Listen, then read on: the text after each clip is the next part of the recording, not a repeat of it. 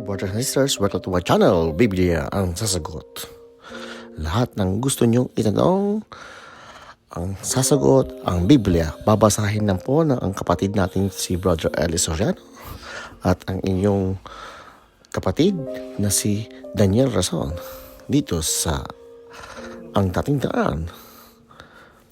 Inihandog namin sa inyo ang istasyong nakalaan upang magtiwala at magbahagi ng katotohanan sa mundo ng relihiyon. 24 hours a day, 7 days a week. Ang Truth Channel ay binuo upang buuin ang bawat tao at bahagian ang bawat tao na sa banal na kasulatan, magsalaysay ng mga kwentong pagbabago ng ibigay inspirasyon. Tumula kayo ng pagsusuri at pagsiyasat sa ukol sa Biblia at marami pang iba. Truth Channel, truth above all. Ay, ito po si kapatid at magba-Bible study tayo worldwide. Ang kapayapaan ng Diyos Ama sa Panginoon Hesukristo manatili. Isang magandang araw po, magandang gabi sa inyong lahat. Saan man kayong tako na naroon at kasama po ng ating mga kapatid sa Church of God International. Tayo po ay nagpapasalamat sa Diyos sa isang mabuti pagkakataon na tayo po ay magsagawa ng ating worldwide Bible study. At magpapatuloy po natin ang paksa na pinasimula ng ating kapatid na Ateli. Kasama po natin si kapatid na Brother Eli. Magandang araw, magandang gabi, magandang araw mga kapatid.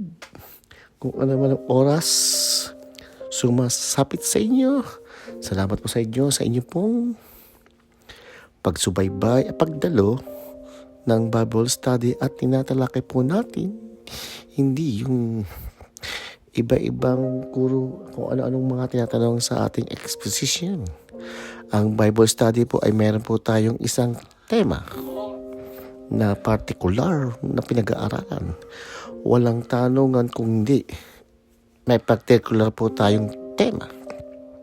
At kung naalaala nyo kung anong pinagsimulang pag-aralan dito, kapatid na Daniel, pinasimulan po natin ang ating yung kapanganakan ng ating Panginoong Hesukristo at ang una po nating tinalakay ng kapatid ni Eli kung paano po tayong maiugnay yung pong pagkabilang doon sa kapanganakan ng Panginoong Hesukristo na hindi po ito December 25 na tinalakay niyo po kung bakit at ang dalagalayan ng dumpo sa pinanganakan ng Panginoong Hesukristo sa mga panahon ng Disyembre na kung saan ay hindi maaaring doon sa buwan na yon ay mapanganak ang ating Panginoong Hesukristo dahil sa panahon po yun ay nakalatag ang yelo doon sa Bethlehem at ang circumstances po ng Biblia ay pinakita niyo po sa amin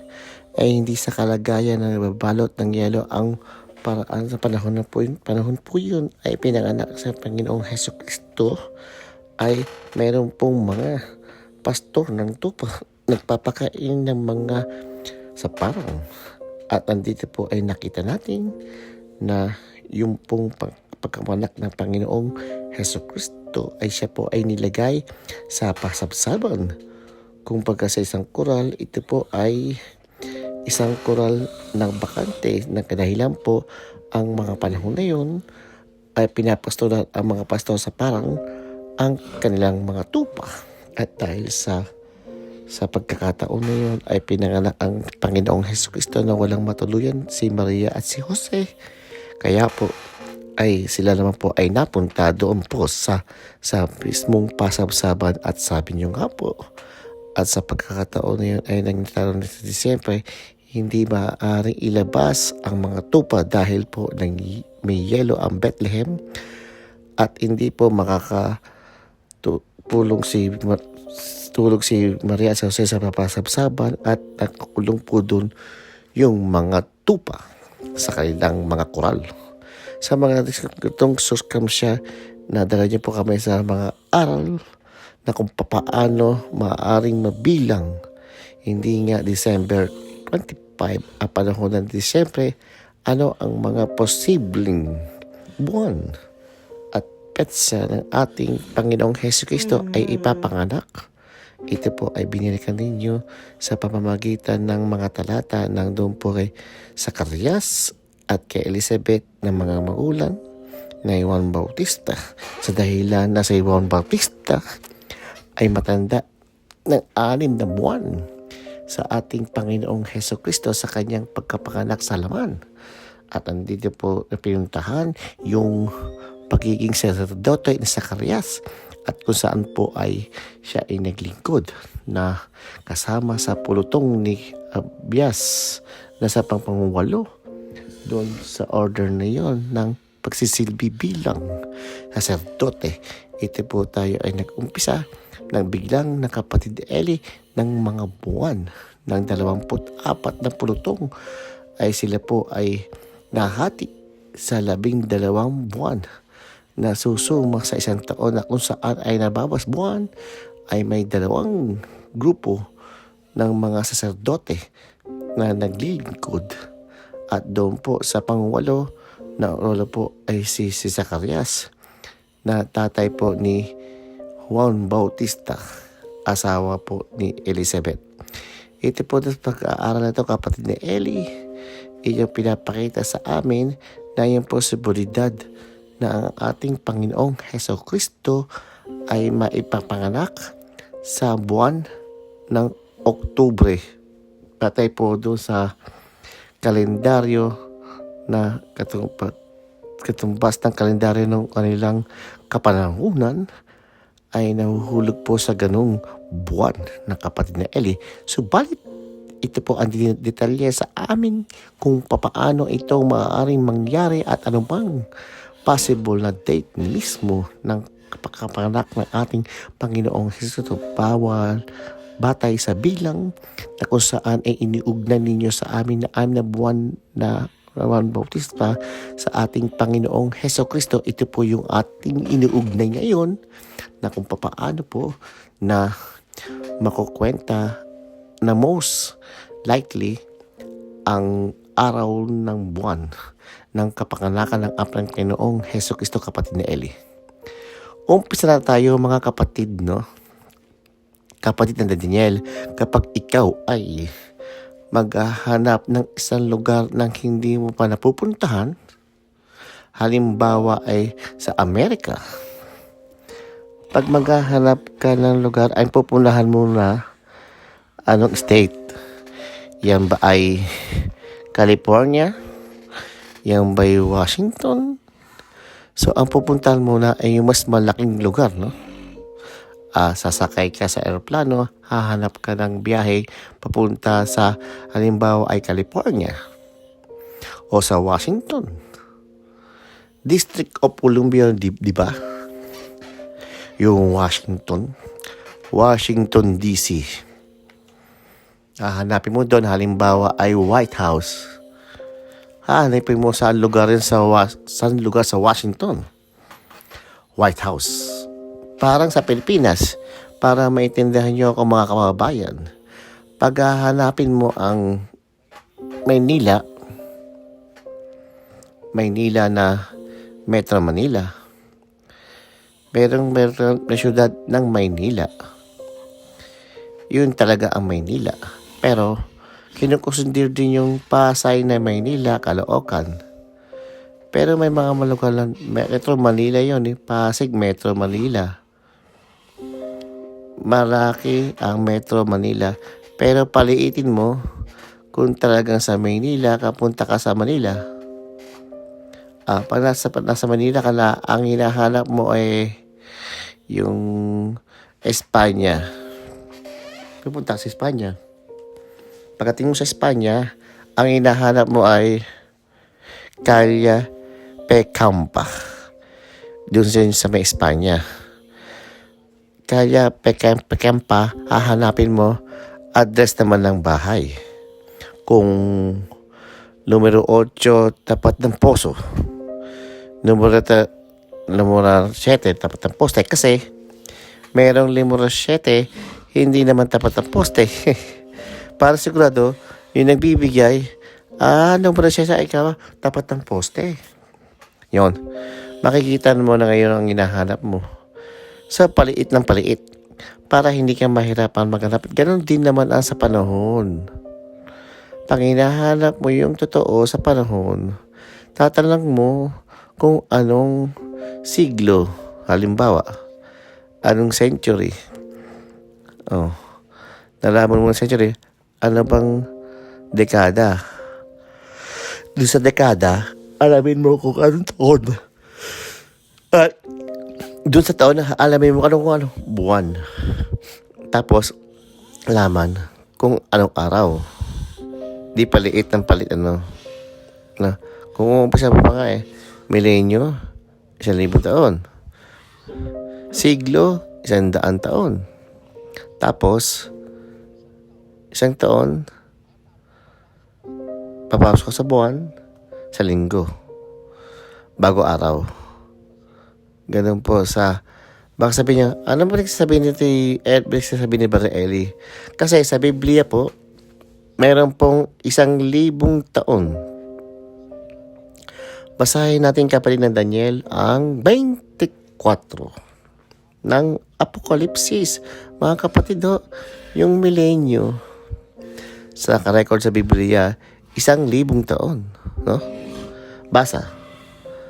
At nakakita ako ng mga luklukan, may mga nagsisuluklukan mga ito. Sila ay pinagkalooban ng paghatol at nakita ko ang mga kaluluwa ng mga pinagutan ng ulo dahil sa pagtotoo ni Jesus at dahil sa salita ng Diyos. At ang sino bang di sumamba sa hayop o sa kanilang larawan man ay hindi tumanggap ng tanda na kanilang noo at sa kanilang kamay ay sila'y nangamuhay at nagsagharing kasama ni Kristo sa loob ng 1,000 taon. Meron tong mga kapatid nang nabuhay ang mga patay. Yung po ang tinatawag ng first resurrection. Unang pagkabuhay ng muli ng mga patay. Yung panahon na yon ang umpisa ng 1,000 taon. Kaya pala, mula sa pagkabuhay ng mga patay, meron pa palang 1,000 taon sa mundo. Halimbawa, dumating na nga si Kristo ngayon ang araw na ito. Bubuhayin po niya ang mga patay na nabubuting tao. Yung mga patay na yung binuhay niya, maghahari yon kasama niya sa mundo sa 1,000 taon. Ang kasunod po ng eksaktong na yung 1,000 taon, basahin natin ang 27 ng Apokalipsis. At kung maganap na ang 1,000 taon, na si Satanas ay kakalagan sa kanyang bilangguan. Binibigyan ko lang kayo ng mga preview ng mga pag-iisipan, mga kapatid.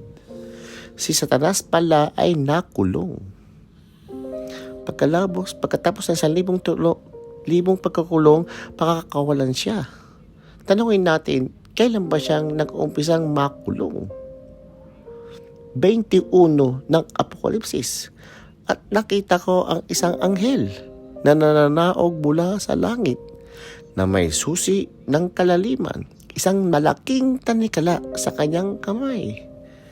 At sinunggaban niya ang dragon, ang matandang ahas na siyang Diablo at Satanas, at inapos na 1,000 taon.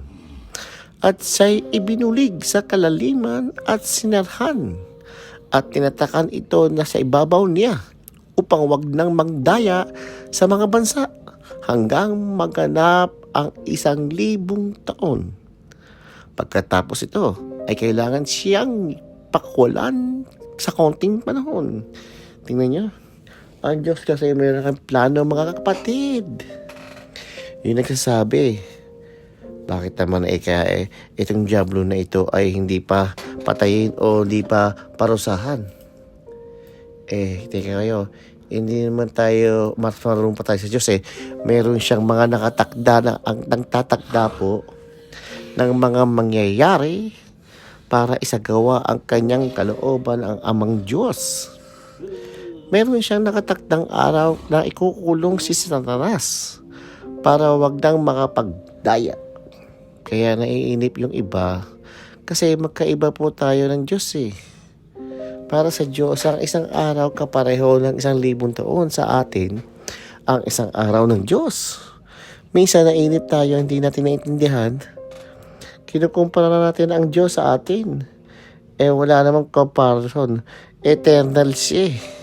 Tayo naman mortal tayo eh. Kaya parang maikli ang isip natin. Pero kanya napakalawak. Eternal yun eh. Yung punto na yan, hindi naman yan sinasabi sa ibang mga pag-aaral ng Biblia eh. Excuse me po. Kaya dapat natin maunawan muna ang Diyos ay eternal. Siya ang naglalagay ng tiempo. Kasi may mga tiempo talaga na hindi mo maiiwasan yun eh. Dito sa lupa, meron talaga. Basahin natin ang Ecclesiastes 3:1. Sa bawat bagay ay may kapanahunan at sa panahon sa bawat panukala na silong ng langit, panahon ng kapakanakan at panahon ng kamatayan, panahon ng pagtatanim at panahon ng pagbunot ng mga itinanim. May mga panahon po kayo kung mag-aaral tayo ng reality, huwag kayong mga galit. May reality po talaga eh. Pagkahalimbawa, may panahong nakatakda, kahit na mananalangin ka, hindi mo naman pwedeng baguhin yung panahon eh. Pwede mong baguhin ka, Diyos, naiinit na po ako sa 24 oras po ang isang araw. Pwede mong gawin mo lang 18? Marami masisira kapatid. Hindi pwede. Hello, hanggang dito lang po tayo ulit. So, susunod na ulit tayo pag-uusapan sa Biblia, sa sagot, brothers and sisters. Ang ating natutunan ngayon, ang araw na ito, ang Diyos ay 1,000 taon at isang araw ay kaparehas lang. Hindi tulad sa tao, hindi natin pwedeng iyan tulad kasi ang Diyos ay eternal. Kung tayo ay 1,000 taon, sa Diyos ay 1,000 taon, at isang araw ay parehas lang. Sa atin, magkaiba yun. Kasi tayo ay mortal at ang Diyos ay eternal. At ang Diyos Ama ang may gawa ng langit at lupa at lahat ng nakikita sa sanlaka, whole universe. Amen. Maraming salamat po hanggang sa muli. Biblia sa sagot. At maraming po salamat sa inyong pag-subscribe. At ipaka-share po itong video ang channel na to para lumakanap ang ating Biblia ang sasagot. Maraming salamat po.